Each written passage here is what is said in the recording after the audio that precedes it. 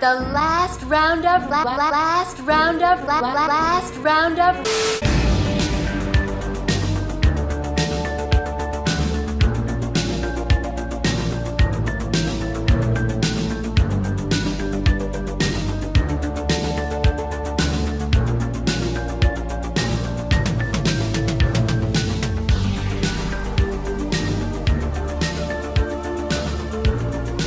Another hot episode of the Last Roundup Horror Show. I'm Frank, and this here is Jason.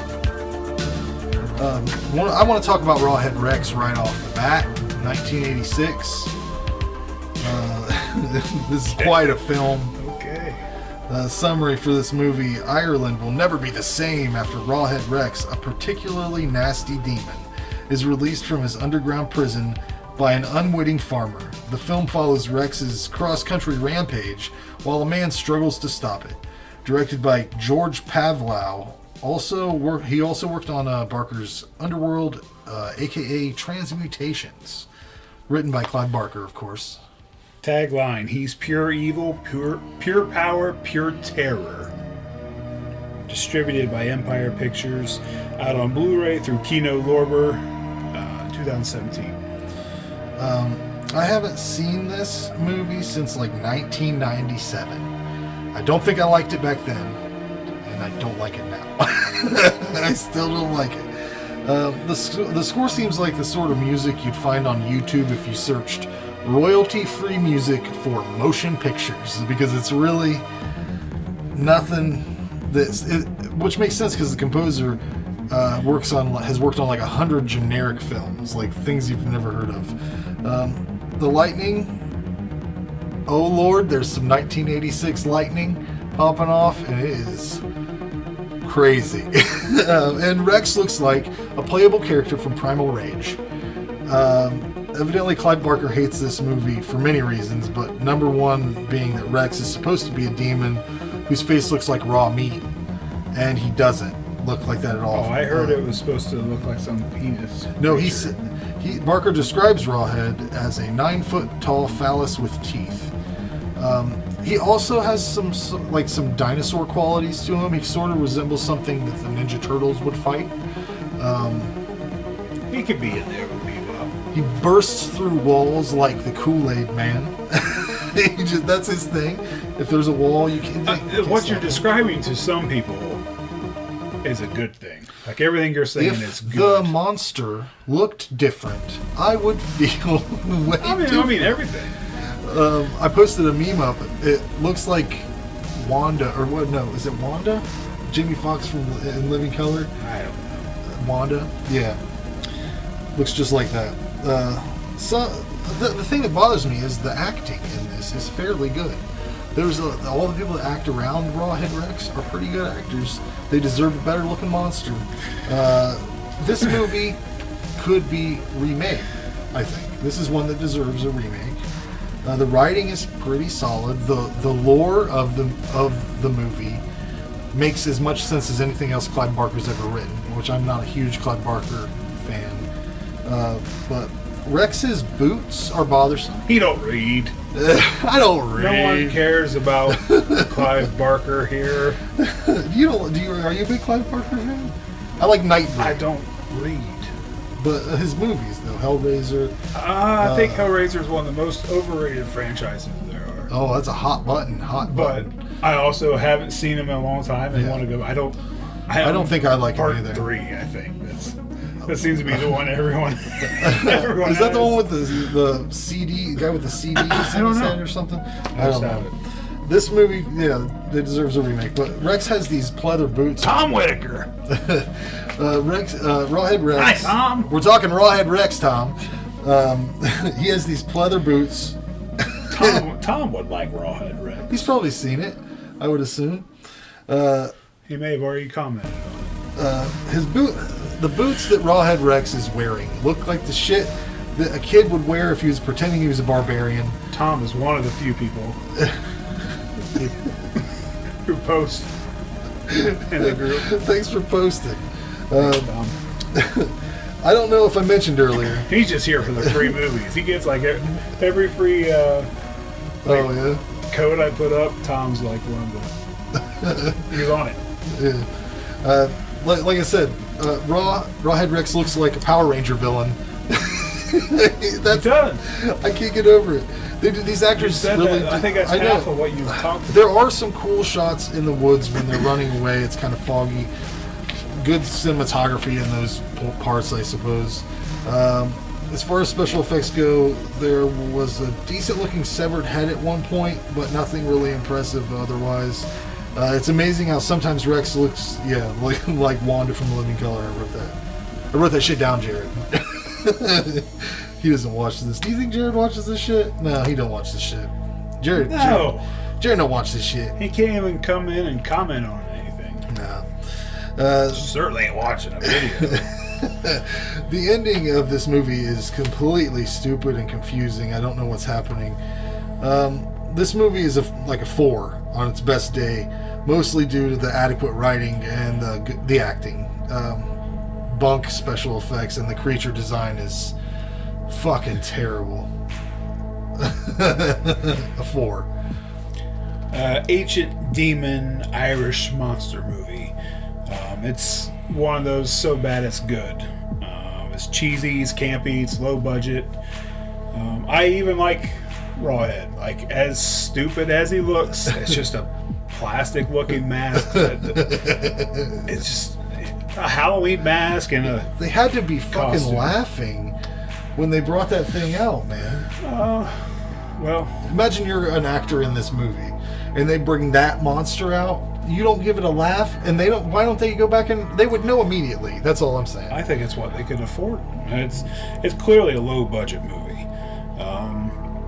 And I like the music. I like the creepy, spooky noises, the sound effects that happen. It's over-the-top story with over-the-top acting. It has some really cool sets. Has an old church graveyard. Has some action. Has some gore. It's definitely very 80s with the lightning and the stuff glowing. I like it. I like it sometimes. I don't like this movie. This is my first time watching this. And I don't think it really holds up well today. Or back then. Yeah, or ever. Like, what did they think when they rolled out that monster? But I don't know. But I try to think, like, if I was 10 years old and watching this for the first time, I'd been scared. Like, I think there's some terrorizing things about this and about Rawhead. When he takes the boy, that would have fucked me up. Yeah, but 10-year-old me would have been scared. I recommend this movie to people who like 80s cheese, like to have fun with the troll movies, Demon Wind, those kind of movies. Demon Wind is so much better than this. It is. But if you like those kind of movies, then this is probably one you might want to check out. I was going back and forth between a 6 and a 7. Settled on a 6. Wow.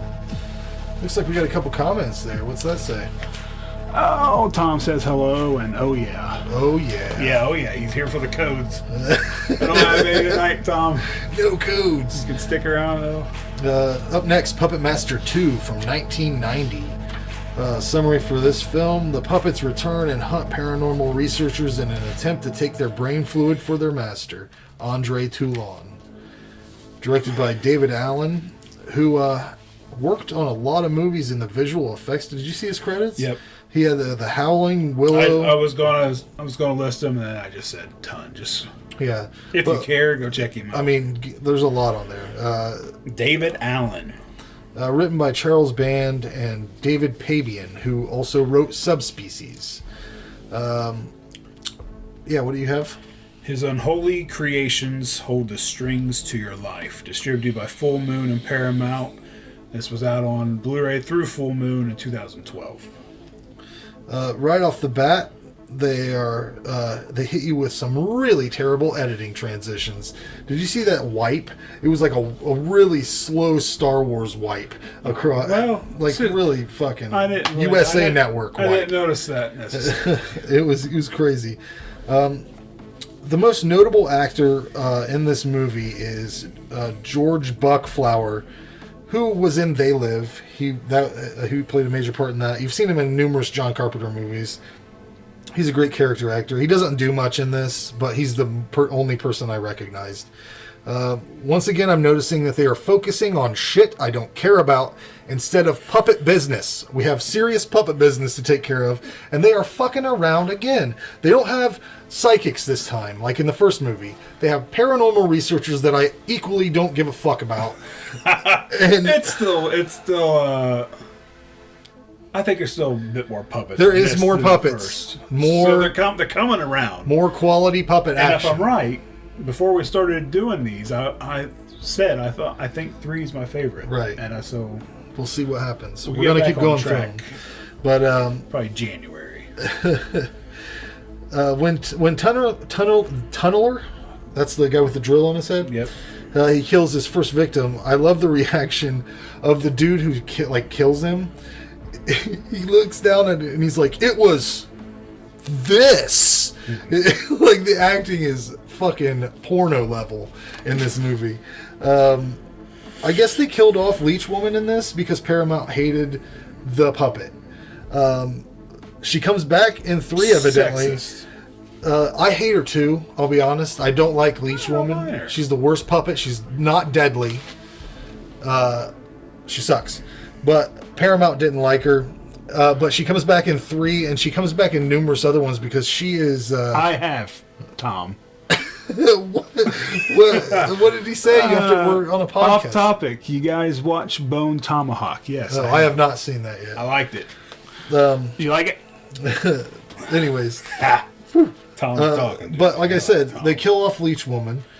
And that, I like her. But she comes back in 3 and then numerous other times because it was co-producer David DeCoteau, his favorite puppet. So I feel differently. Not my favorite, but shoot, there's a place for her. Yeah, like we said, there's much better puppet action in this, and I really like the bandaged and resurrected Toulon. I don't understand why he's evil all of a sudden, because it seemed like he was pretty good or decent in the first movie. So I don't think this one follows along with the first at all. Yeah, no. But it would be terribly boring if he was a good guy. You gotta love the early 90s computer. I think he is a good guy in the rest of them. You think so? I think so. I think so. We'll see. At least in 3. But after 3, I don't know. You gotta love this. They got this computer.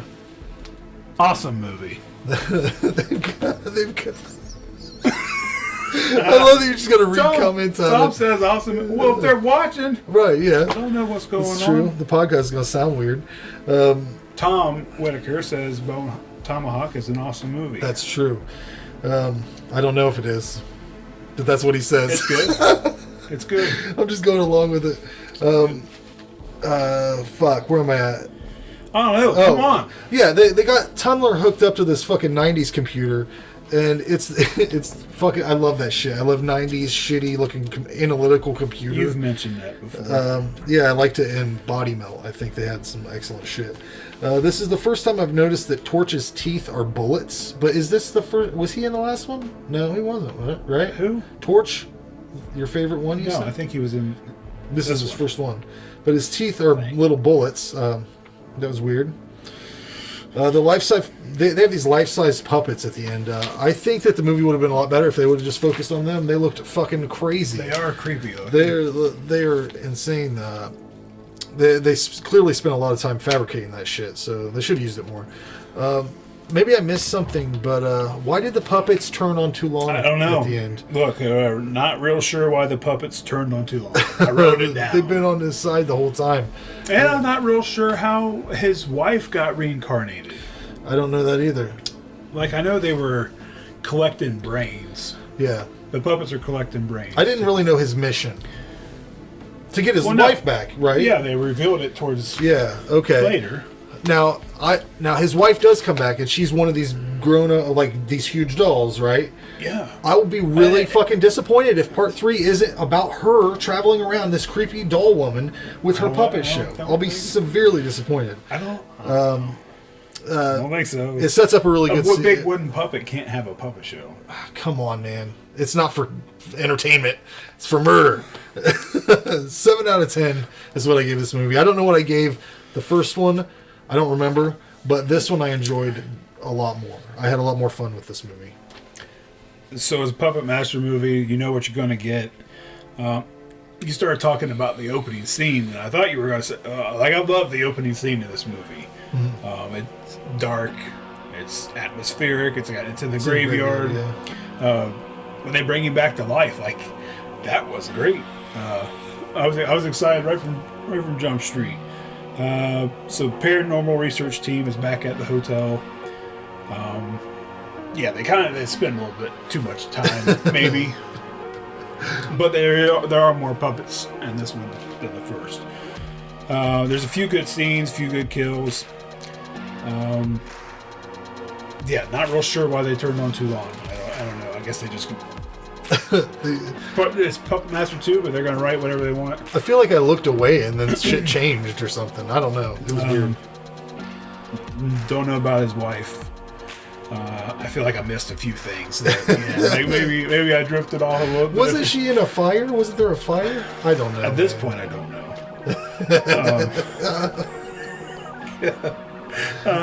Besides, kind of getting lost at the end, I liked it. I like these movies. I like the puppets. I gave it 6. It's not a bad score. We'll see how they go. I bet they get better and better, and then they fucking suck. Yeah, after they drop off. Let's go to 1981 for Graduation Day. Summary for this movie: a masked killer begins murdering students on the school track team after a track runner dies upon completion of a 30-second 200-meter race. Directed by Herb Fried, written by Anne Maurice, Herb Fried, and David Vaughn. When I was looking up the credits, he's credited as writing Microwave Massacre 2, which IMDb states is in production, but I don't think they even started that shit. I don't think they started it. They're finally making the sequel. Yeah. What you all been waiting for. I watch it. Your voices have been heard. Get that on Blu-ray. Oh, God. Today. You done? Yeah, go ahead. Tagline: the class of 81 is running out of time. Distributed by IFI on Blu-ray through Vinegar Syndrome in 2014. Got a little cast highlight for you on this one.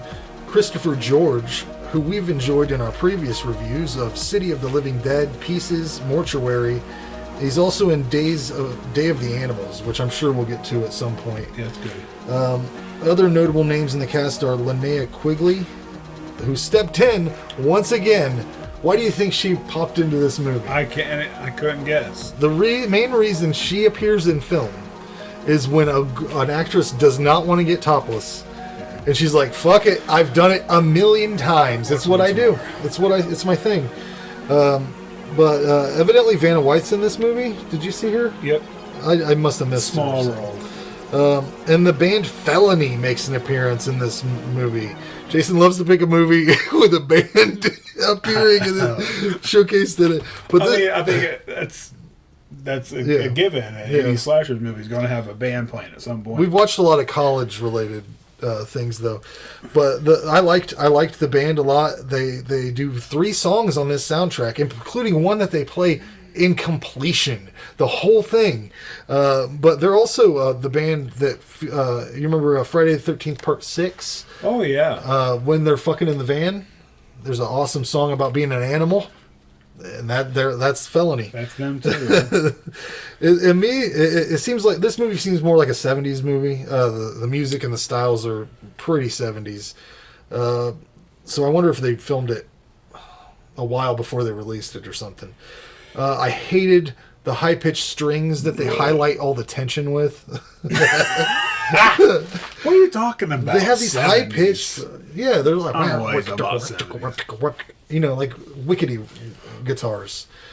I don't know. There's high-pitched strings that highlight all the tension. It sucks. I hated every second of it. I had to keep turning my shit down because it was like burning through my ears. Probably watching another crap transfer. I don't know. I watched this... Just about every single movie I have. I don't like strings like that anyways. I don't like just saying. Those like high pitched Brandon some strings. issues watching movies Yeah. on YouTube and whatnot. Yeah, but everything I watched this session was pretty good quality. I'm not a fan of the way the film. I'm not a fan of the way the film is edited at all. I hate the flashbacks. They're fucking done in a really grating ass way, and sometimes the audio sucks in those segments as well. It's just loud and fucking jarring. I don't know what they were trying to get across with the extended gymnastics sequence. It was a little too long and very weird. Were they trying to get me to think that... I think that they were trying to get me to think that the coach was the killer. At least a creep. Because they were really hammering that. They were really hammering home that he was the killer the whole time. Everyone looks to be... There's so many red herrings in this. Yeah. Everyone's a suspect. And another thing for looking 70s, the music teacher. What the... Is he a music teacher? Yeah. No girl would fuck him. He has ass, I guess they would. I guess maybe. But they act like they're generally enamored with him. I don't know. He acts like a lounge singer. He's a star. A performer. You're right. They do try to make you think that everybody could be the killer because the principal or whatever, Guglioni, there's a scene where he is cutting an apple, and the way he does it is like he's either never cut an apple or never used a knife. It's really, whatever. There's a football player who was just asking to get killed. Come on, what's it flashing at me like that? There's a football player walking through the woods, just throwing the. What's going on? Let me talk about the football player. Let's get to the football player. Back to the football player. He might as well be Johnny Football. He might as well be walking through there going football. I'm a football player. I'm a football player. I do football when I'm not doing football. I'm thinking about football, and he gets killed. He's asking for it. He's just a body. I don't know where I was going with that. You hate football. I don't hate football. It's just this guy was like, we get it. So generic of a character. They probably wrote his character was probably football guy. No, I get it. He's jogging through the woods in his uniform, asking for it. Hey, I'm a football player. I get it. Football. I get it. That's why he's throwing it back and forth to himself, thinking about plays. There is one scene in this movie I thought was edited pretty well, and it was the sequence with Felony where they're skating around. That's where they jam out the whole song "Gangster Rock." So look that up on YouTube. It's a fucking gem. At the end, this is what I'm talking about editing. At the end, they show the coach run out of the building twice. Did you see that? Saying the same piece of footage. They showed it twice. Again, probably a bad cut. I like the ending a lot. I think they made some good choices that ultimately resulted in a finale that makes up for all the stuff I didn't like about it. 6 out of 10. That's what I gave it.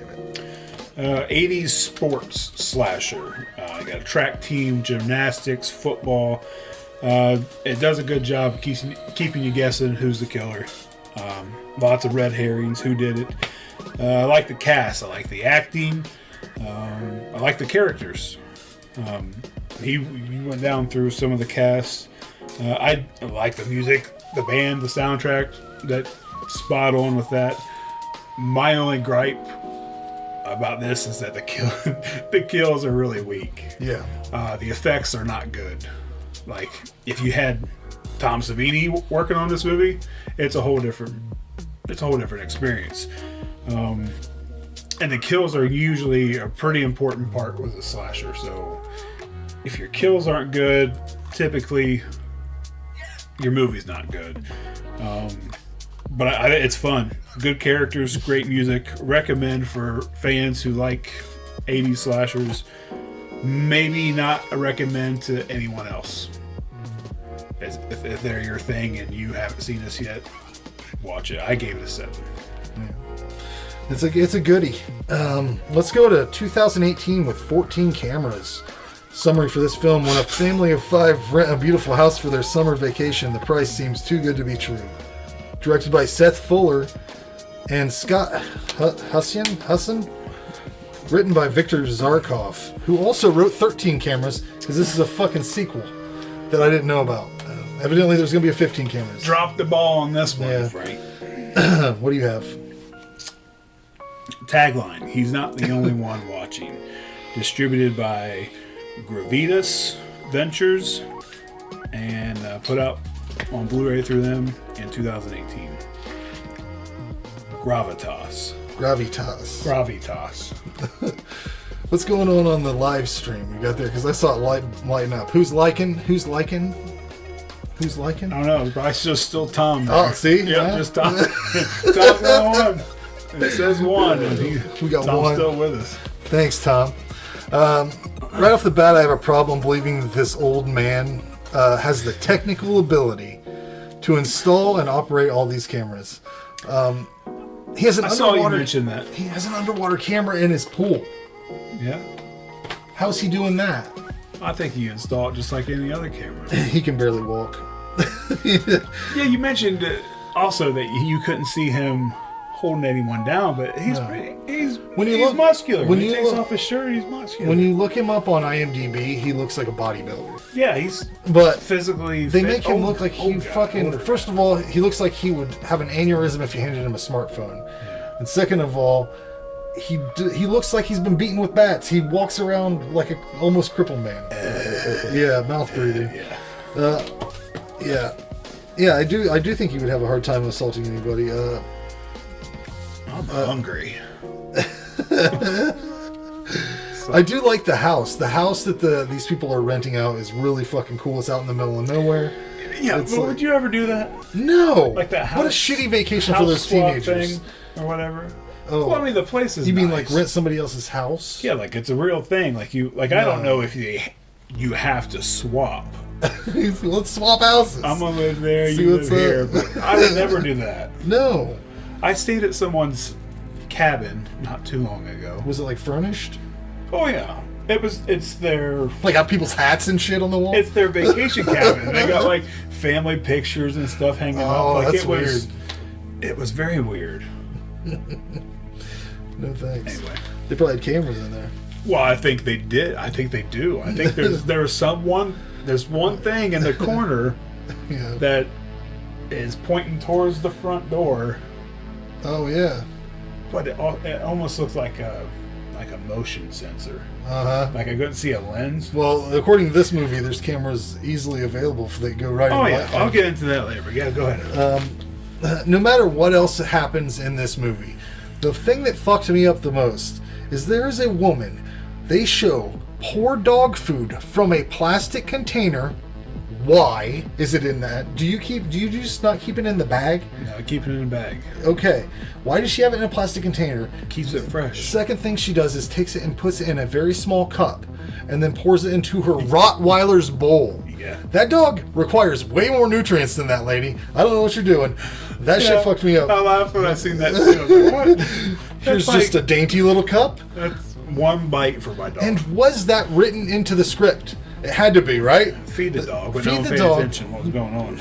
A woman, this is how they would have wrote it. A woman takes down a container of dog food, pours it into a very small cup, then pours that into the... It doesn't make sense. Anyways, I really do think the house is cool. Boring vacation for the teenagers. I don't know why anybody would do that to their kids. I would love it there. I would like it by myself. I would go there. I would like it there. My family. Take my family You out. have your stash, Yeah, your medication with you. you're right. You're out in the middle of nowhere. You got a have the swimming pool. medication. I'd- Yeah, I thought this was a slow but realistic suspense film involving the dark web. And it's probably fairly accurate as far as human trafficking goes. I assume this is how it happens. They just grab them and throw them in a truck and they're gone. Yeah. But I think that the kid in the movie might have been the best actor in the film. Nothing spectacular, but I gave it a 5. Yeah, so it's a home invasion type of a movie. this ain't really a fair review because it's Frank's pick, and I didn't know there was a 13 camera, so maybe there's some stuff explained in the first one that makes this better. I don't know. But yeah, right away it makes me wonder about these cameras and as tech as we're getting, and how you can order anything from Amazon. Like this is real stuff. Yeah. I stay in a lot of cabins. Also stay in hotels. Like, what is freaking out there? Like, what? I don't know. Maybe it got to me a little bit. Well, this is exactly the way I would do shit. I would do it through the internet, not wanting to ever make physical contact with somebody. Just go rent their property, not ever deal with them face to face, and then this is what would happen. This is exactly what would happen. This is you. It's me. Dude be in there with my underwear. Yeah. What a creepy dude. Yeah. Put together well, looks good, the acting's okay, the production's there. Story just kind of messes with me. It's not really scary at all. Yeah. If you're a teenage girl, this probably hits home with you. Yeah. And younger girls probably like this movie. Maybe. I don't know. Maybe not. I was able to watch this with my wife easily. Yeah, she didn't have a bad time with it. But Jared's cool. Gerald is a cool guy. He's cool. He's old, scary dude, big creep. I like his character. But this could have been a lot better. Yeah. Put some kills. Give me a little bit of gore. Yeah. This movie becomes a 7 pretty easily. Just give me some kills, some practical effects. This is middle of the road for me. I gave it a 5. And the 5s there just mainly for it's put together well, like the production. I did find myself at one point. See, what happens is, I'm guessing if you watch one, I heard this one was better than a lot of people were watching this movie recently, and the first one. Still, one has to give you something, some more insight into it. Just something to make you want to watch this movie, because it's not there. Nothing's there for me really. I felt differently about the character of Gerald halfway through the movie, because there's that point where he's got all these cameras. He's got all these cameras streaming. Just listen to me. This is hilarious. He's got all these cameras streaming all at once. People are wanting to buy the girl, and he's trying to delete comments and shit. And Tom says my Rottweiler ate 50 pounds a week. Yeah, right. Little cup. But she could get there. Yeah. Just have to feed him 50 times a day. But like I was saying, there's a point where this guy's trying from the internet that's watched his video stream, trying to capture this one teenage girl, and then here comes Gerald, like a hero in the night. He saves the day, but then he kidnaps her himself. I said whenever he hits the guy that's trying to kidnap him, I was like, "It's a fucking hero, man." There he is. There's a lot of I think plot holes in this. Like, what? Yeah. Didn't that chick say that she had been down there longer than her son has been alive? I don't know. So that means she gave birth to him there. And he's been raised in that. Okay, and then there ain't no way Gerald raises a normal kid. No, how would he turn out normal? You're right. There's two things right there. Totally fucked up. Absolutely. There's two things right there that doesn't make sense to me. There was kind of a list, so I was thinking maybe somehow this. Yeah. Hey, we're in store for 15 cameras, because the only trivia on the IMDb page for this movie is there will be 15 cameras. It says it's a fact. It's a matter-of-fact statement. Next month, of course, we're going to be hitting the Halloween films up. Jason has selected Night of the Demons 1 through 3. Yeah, that's all of them. Jason has selected Night of the Demons 1 through 3. And he also selected Hell Night. And I chose Idle Hands, Trick or Treat,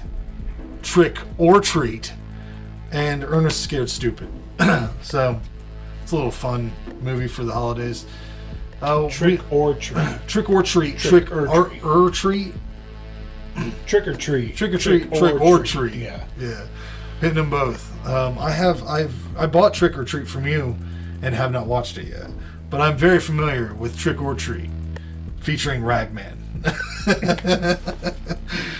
Anyways, we will see you next time, guys. We're going to cut this off. Thanks, Tom. Thanks for joining us, Tom. Anybody else that checked out the live stream, we're going to maybe try to do that. I don't know.